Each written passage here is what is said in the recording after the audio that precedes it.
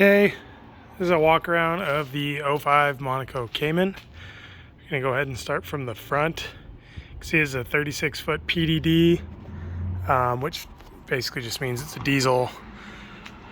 I'll back up so you can see, just in case you're not experienced with RVs. Look at the trash can for scale. It's a standard, same trash can everybody has out in front of their house. So you can get an idea how big this behemoth is. Sitting right up there above the door, you've got the canopy for the actual door that you pull down. There's like a little strap, little black strap. You can kind of see it right there. It's used to pull down. And then this is the big full canopy that autos out. As we go up underneath here, there's a little light that we installed that runs the whole length of this thing that you could turn on. It's a big, super bright LED. As we go over here, we've got pretty fat amount of storage underneath here. That silver stuff is all insulation that we got to put around the inside of the window for living here in Ridgecrest in the middle of summer. It gets like 1,000,000 degrees, so you unfold that, that'll all fit right around this window, and then this big window, and then on the other side. The other stuff that lives here is this tan stuff. Well, it's gray, it's not tan, but this is, there's 3 custom covers for the outside of the RV.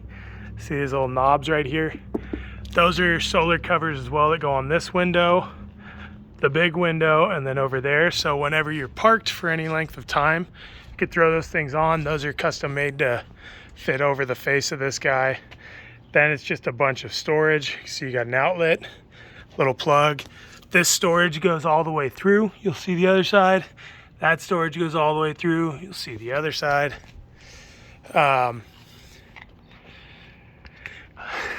This is just a little ground cover that we got like 1,000 years ago that can go with the RV. This storage does not go all the way through because this is where like the water components live. So you can see here's some water tank living here, and then right over here your LPG. This is your liquid propane. So if you go underneath here, you would see like right down under here there's a big propane belly tank. That tank you can put like a quick disconnect. We never did it, but what we have is the connection for, this is fill right here. This is where your fill valve is for your liquid propane tank. This little knob right here, if I turn this to the right, my propane is on.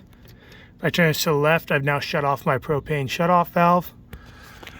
Right here, these little white valves, let me move this out of the way. These guys are extra shutoff valves for the washer system. So these are lines that would go up to your washer dryer if you have it in there. We pulled the washer dryer out because we don't use it and it was just taking up extra space.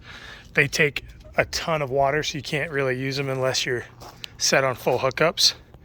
Here's our giant battery bank. You can see we've got shutoffs right there and right there for your house setup and your chassis setup. You just turn these things. So you go up there, you can see this is green. If I were to turn this, then I would shut off the battery power for the chassis or for the body batteries. I've got our fuses all open here. Any of these fuses that were bad, I've pulled out and replaced, but I've got the fuse boxes open. You'll also see the other big boy fuse box over on the other side of the RV. I'm gonna get over there. Back here, you've got your inverter, some more storage. This is just some fluid that we've left around here. Washer fluid, diesel fluid. Coolant. I don't think this is a coolant that you want to use. We use this on like an emergency. So now I'm thinking I should probably throw this out. This black stuff, this goes to what do they call it? The tow bar. This would be the part that you put on the face. I'll hold it up so you can see. This is the part that you'd put on the face of your vehicle. And then these things go into the face of your vehicle and it makes like a triangle for, as I go around here, that Falcon 2. So you can see this Falcon 2. This is your actual hitch setup for a vehicle. These blue lines are the new Ooh, bless me. Those blue lines are the new emergency cable, so if it were to fall apart, these would at least catch the car so it doesn't go wild down the road. Behind this grill is the RV, or is the radiator. So when you're messing around with a diesel RV, the engine sits in the tail. It's one of the great things about a diesel RV, because when you're driving, all your motor noise is back here in the tail of the RV, and everybody's sitting up in the front, so it's a lot quieter than a gas RV where the engine sits up at the front. So that also means we have this giant, I don't know that you're going to care one way or the other about the radiator, but I guess I may as well show you. It's got this big giant, here's your coolant system, here's your big giant RV. So we've pressure washed this thing out, but it does need to get, you need to take it over to a mechanic and have them blow out the inside to do a full radiator flush. We couldn't find anybody to do it out here in the middle of nowhere, and that's the only reason that it never got done. But if you don't do a radiator flush when it's really, really hot outside, this thing will overheat and scream at you. Nothing will blow, but eventually it'll tell you to shut down the motor, but it'll just beep and beep and beep. It's a real pain in the neck. So as we go underneath here, this is your power setup. There's some more storage. This is where we used to store our Uni pizza oven. If that gives you an idea how big it is, it goes back a pretty good amount of ways. I'll put my little arm in there so you can see. Here goes my arm. I don't know, it's a lot of those. Right here is the this is your cable and your internet setup. So when we went permanent, we had to redo this little line. I know this looks janky. This is from the cable guys here in Ridgecrest. So welcome to the middle of the desert. But this is where you'd hook up to the whatever your internet setup is. So if you roll up to a park and they have internet, you'd hook into this. If you long term it, you can get a modem, you hook into this. If you wanted to use cable TV, you could hook into this. We never used cable. Everything can stream now, so as long as you have internet, you're good. Here's your 50 amp. Okay, so this big guy, this is your 50 amp. And then we've got this thing, which I don't think I ever even used, which would drop down, yeah, to a 30 amp. Is that correct? I thought this is what 50 amp looked like. What do I have here on my hands? This is a regular, oh, so there's my 50 amp. So this is a converter that's a 50 amp down to like a regular extension cord. This, gee whiz. This is a 50 amp down to a 30 amp split. I never used this. I think this ended up being a bad purchase on Amazon, and I just never returned it. So huzzah, whoever gets it, gets it. And then you can see as you come out, it drops through the hole. Wherever you have like hoses or anything, these holes will live in the bottom. That way you can close the door. So we come out, I come right over here, and there's a, what is that, a little water beetle? I don't know what the hell that is. Anyway, this is the 50 amp that comes out, and it plugs into, I've got this plugged into my garage, so I have it plug out into my little connections, zoop, zoop, zoop, make its way over to the garage. But this is what it looks like. While we're here, I could show you the very first, oh, the ground is hot. These are the two back jacks. These are hydraulic. When we get inside, I'll show you the buttons that make this go up and down. But this is what you're gonna use to level out your RV. Okay, now let's move on. This is the heart of your water system. So you can see here, we've got a couple different things. Water filter, you can get these at Walmart. I've got another new one sitting in a box on the other side of the tank over there.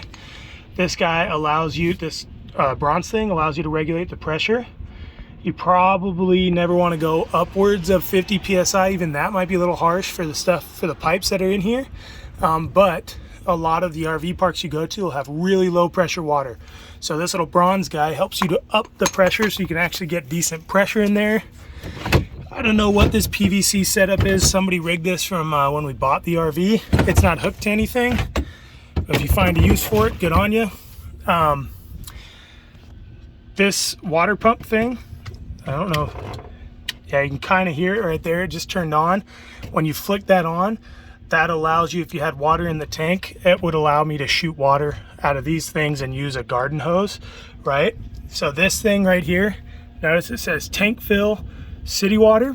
So if I have this green valve like that, that means I got a garden hose hooked in, and whatever water I'm shooting in there is filling my freshwater tank. If I had that up like that, then, and I of course turn this little guy up, then it's on city water. That means I'm plugged into a water source and it's not filling my tank. I just have fresh water constantly running, the same as a house would run.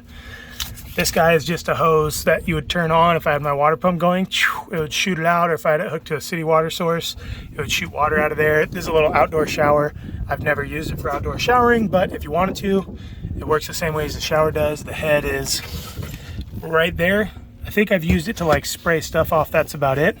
You'll see here's a hot and cold water shutoff, and if you look back, it's hard to see, but there's several more shutoffs. You'll find 10 million shutoffs all throughout the way. These will, if you needed to shut off water systems or whatever the case may be. Sewer hose, we never use this, so I don't know of any hose that's small enough to go in there. I guess you can't really see it, but I guess we got a bottle of soap in there. Our sewer hose all lives right here. We got stuff like this. This is the end connection to your hose. We've got a couple lengths of this brown Rhino hose, which does really, really well.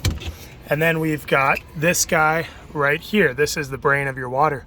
So if I zoom back, liquid waste drain, solid waste drain, AKA gray tank, black tank. So whenever you're going to dump this thing, you would pull your black tank first. So all the nasty waste, this is your toilet, comes out. You hook this hose right onto this line, and then that runs down into your sewer. So you pull this first, all the black comes out, all the nastiness comes out of here. Then I close this valve. Once it's done draining, I close this valve, and then I pull the gray, okay? And once I pull the gray, all that gray comes, and what that does, as long as I do the secondary, this will clear out this clear section pretty good so that I don't have a bunch of nasty filth water in there. Then when I'm done doing all that, I can close my valve, and I can get right here, hook a garden hose up to this, and then I turn this little blue guy. That means open. You can see the little arrows. That means closed. I put a garden hose on here. I turn it on, and this is like a pressure fitting. It'll shoot right in here. All the water shoots in here, and then it'll clear this out. You never want to go and leave this open or leave this valve, especially this gray valve, open with your black water valve open, because then you could get some sewage back up into there, and nobody wants that. Then you got to undo it, and I don't know how the hell anybody does that. Okay, if you forget those steps, they're printed right there. They're also the same standard steps on every RV in the history of time. So let me put this guy back. Oh, the last thing I'll talk about here, this little pump, this yellow hose to that black pump, this is what's called a macerator. Now, I never worked out how to make this go or needed to use it, but what a macerator is it's a pump, like a pool pump, that spins around, and it provides a force for the water. So say that your valve is here, right? Say your waste hose is here, and whatever park you're in, your waste hose is at this level, and the hookups are up here for some reason. They're higher than this.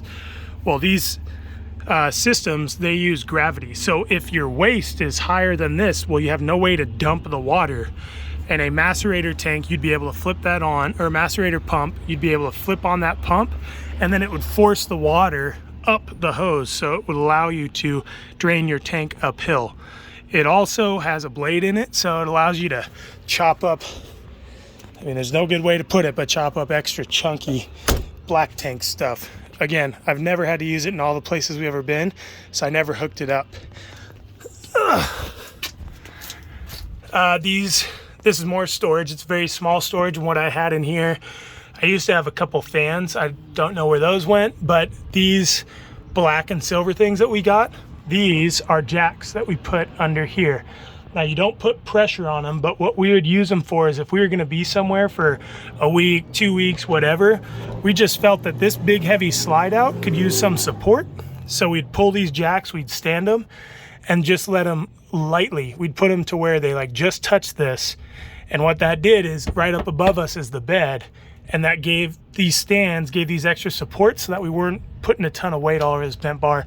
I don't know if it's making a ton of difference or not, but we did it because it felt like something we needed to do. All right, be careful when you're crawling down under here. You will hit your head. This is the other side of some storage.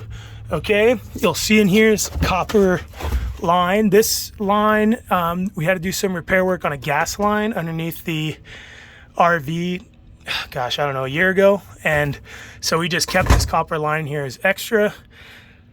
Should you ever need to do any kind of repair, this is the right size for the copper gas line. This is a heater, cargo heat. You're supposed to use it if you've got to really like heat anything up inside of the cargo. I never had to use it, but if you ever needed to, it's sitting right there. Here's some charcoal.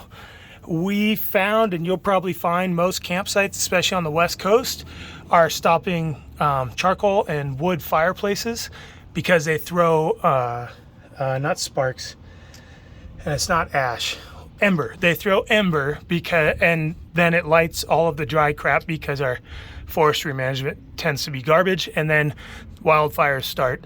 So this is kind of a lost art, but we kept it here because if we ever got to a spot that we could use charcoal, we use charcoal. But the other thing that typically went here was a propane fire pit, and I would suggest you get one too. There's a fire starter should you ever get anywhere that you need to start a fire.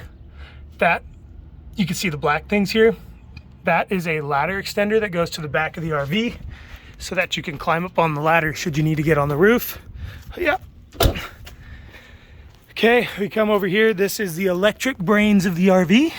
So I have the cover open so you can see it. Again, I went through and I tested every fuse with my little friend here. This is a little dummy light is what they call it. And I replaced every single fuse that was shot.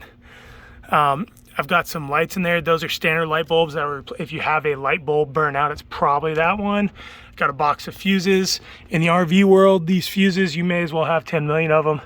Fuses blow sometimes and you got to repair them, but this is the brains. I'll cover it back up with this cover, but that's what lives up here on the front. There's also this air hose connection I've never used, so I'm not sure if you just plug an air hose into it or what the hell you do, but there it is.